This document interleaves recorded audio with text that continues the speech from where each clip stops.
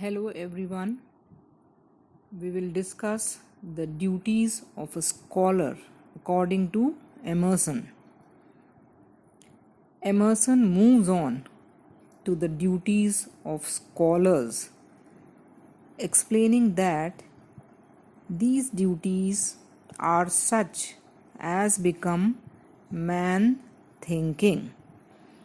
So, after discussing the education of a scholar by nature, by books, and by action, Emerson now speaks about the duties of an American scholar. He says that in order to become a man thinking, a scholar must follow the duties which are suited to him. The first and foremost duty of a scholar is to develop self trust. Self confidence and introspection are also very important for a scholar. All the other duties are included in this term, self trust. So, the first duty of a scholar is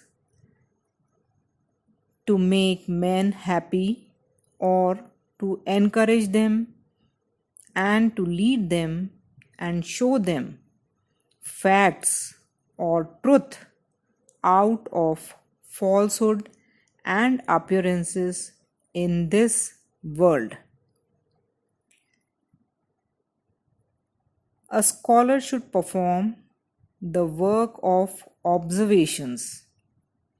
He should be ready to accept the fact that he will not be paid or honored for this work of observation.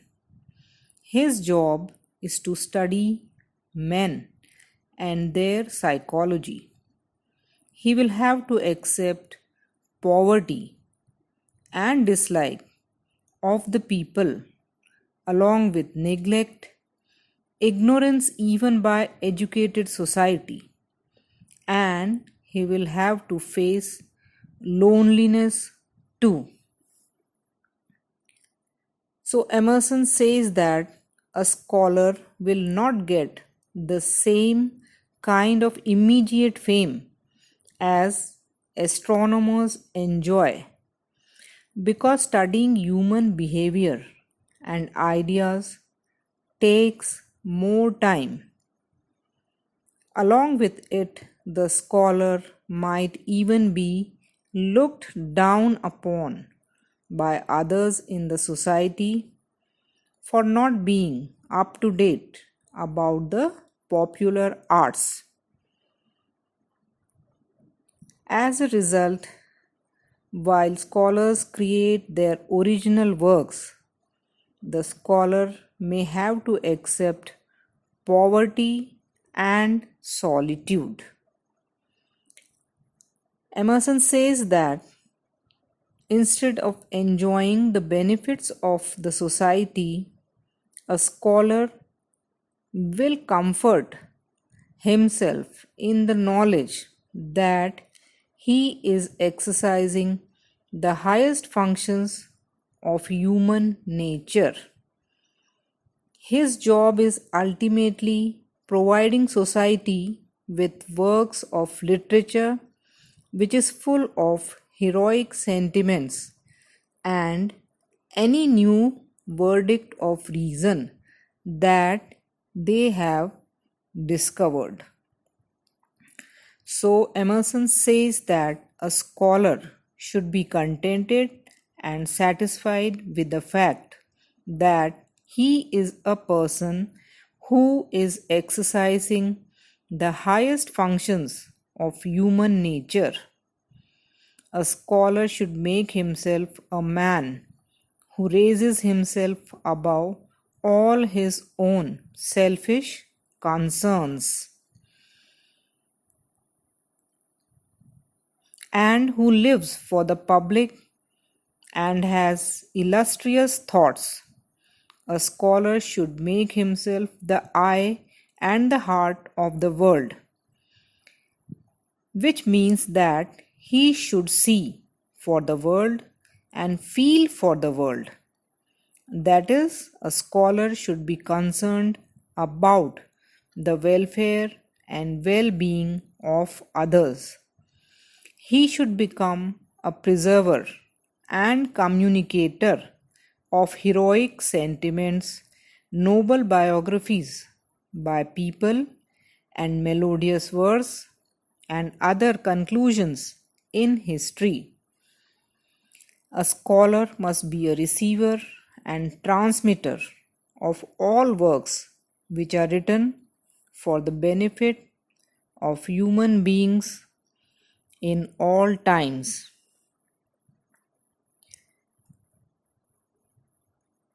Emerson also says that a scholar should feel confident in himself as he is a person who really understands the world. A scholar should not let himself be distracted by temporary things, no matter how important those things may be for the society. A scholar must focus on fundamental truths. Then only he will feel satisfied at the end of the day if he has seen something truly. Introspection is very necessary for a scholar. Arguing that getting to know oneself is important in getting to understand the whole of mankind. Emerson says that there are poets who record their spontaneous thoughts and then later find that they have actually recorded that which men in crowded cities find true for themselves also. Emerson writes that many people will feel insecure about their thoughts, especially their own private and personal thoughts, but they will ultimately discover that they are the complement of his hearers. So, self trust is fundamental for a scholar. He should listen to and carry forward all the new judgments that are declared by reason on the men and events of the contemporary times.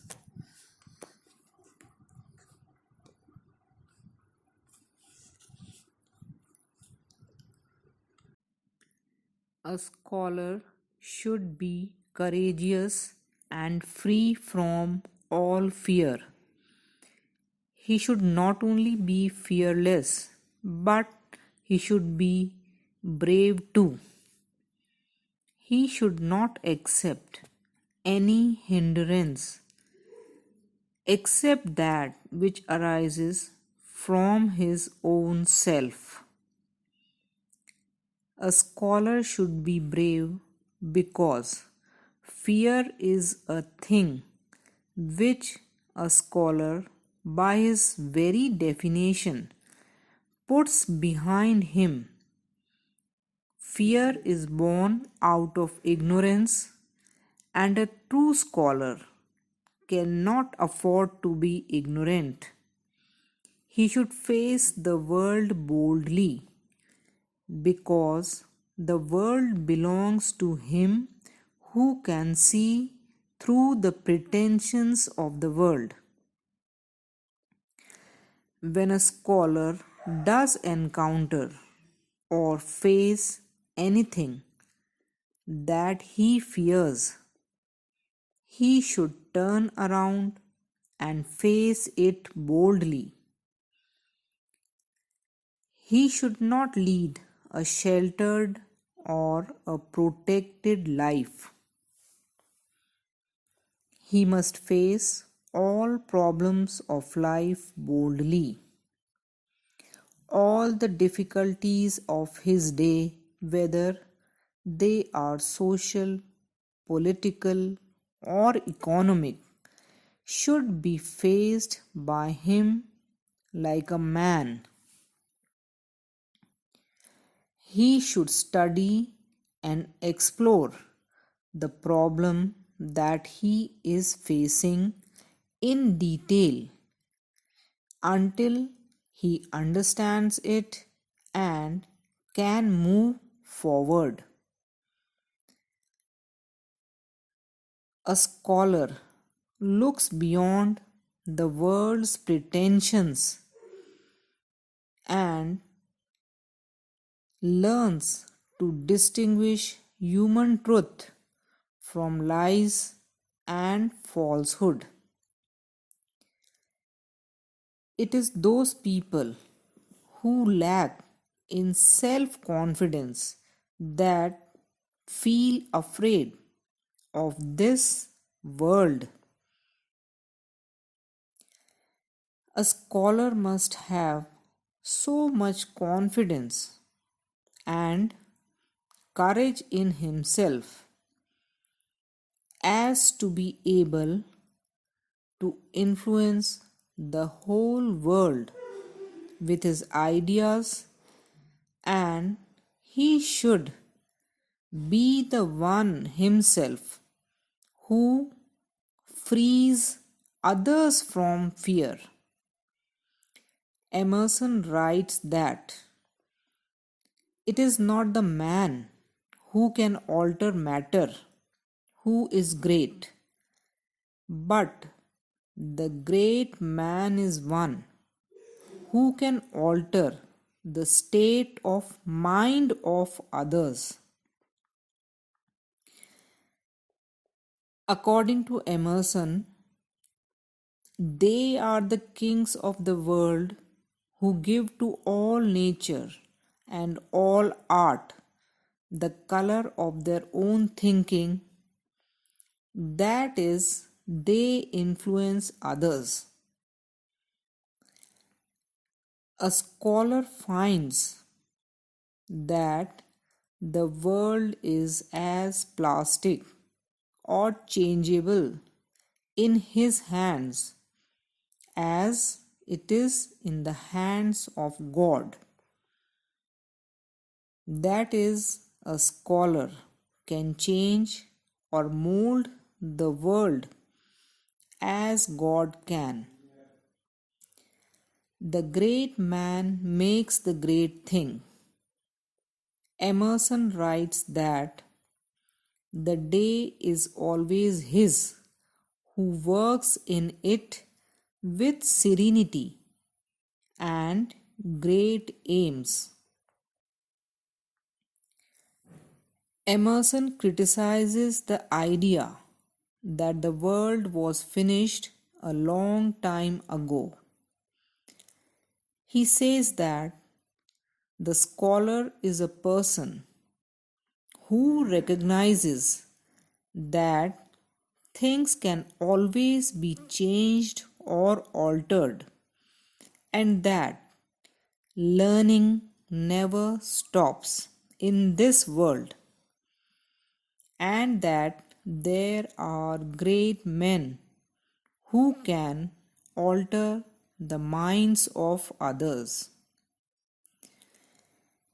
A great scholar always carries himself in such a way that other people realize the importance of what he is doing, and that all of the society can be benefited from his work. Emerson believes that man has been wronged, but he says that man has wronged himself. Emerson says that individual man have become very complacent or self-satisfied, They are happy to become a part of the herd or crowd, and they allow only one or two people to achieve real greatness. These people are common people who, instead of trying to change their own lives for betterment, find fulfillment in the lives of their heroes.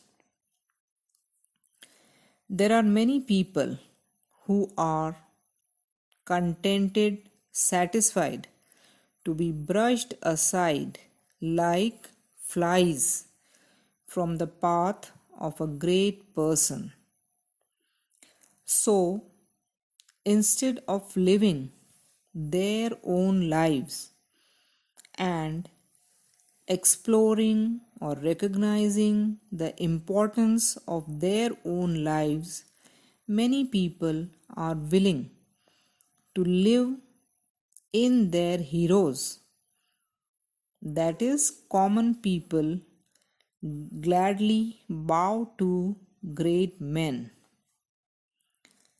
It is in 100 or 1,000 years that a great heroic man is born. The common people are contented, satisfied, worshipping the great man because in him they see the ripening of human potentialities. In fact, they feel his warmth to be a part of their own being, and they willingly give their own blood to make the heart of that great man beat. In fact, the great man lives for them and they live for that great man. Emerson says that a scholar should try to become such a heroic man, and then all people will bow down to him.